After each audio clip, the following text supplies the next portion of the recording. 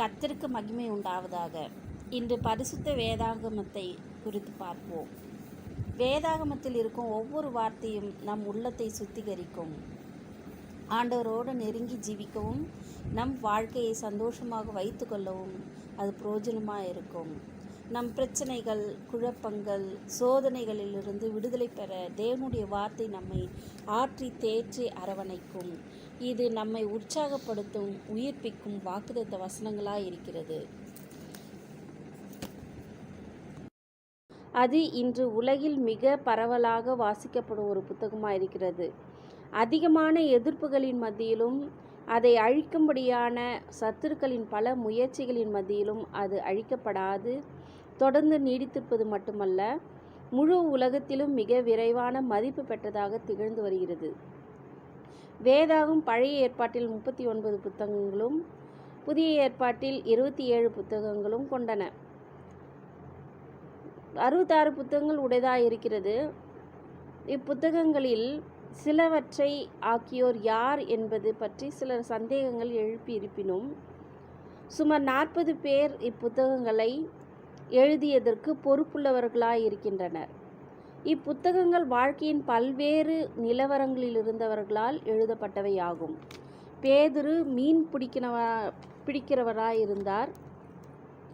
Solomon ஒரு ராஜாவாய் இருந்தான். தாவீது ஒரு மேய்ப்பனாய் இருக்கையில் தன்னுடைய சங்கீதங்களால் அநேகமானவற்றை எழுதினான். லூக்கா ஒரு வைத்தியனாயிருந்தார். இப்புத்தகங்கள் நீண்ட கால வரையில் எழுதப்பட்டன. இவை பல்வேறு இடங்களிலிருந்து எழுதப்பட்டவையாகும்.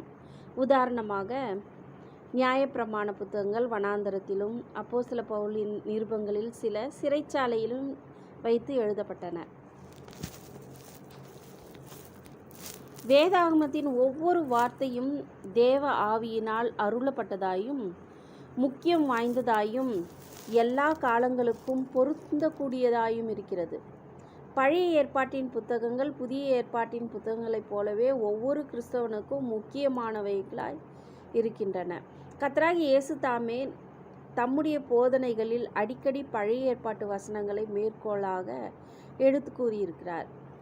அப்புத்தகங்களை எழுதியவர்கள் அநேகர் இரத்த சாட்சிகளாக கொல்லப்பட்டனர்.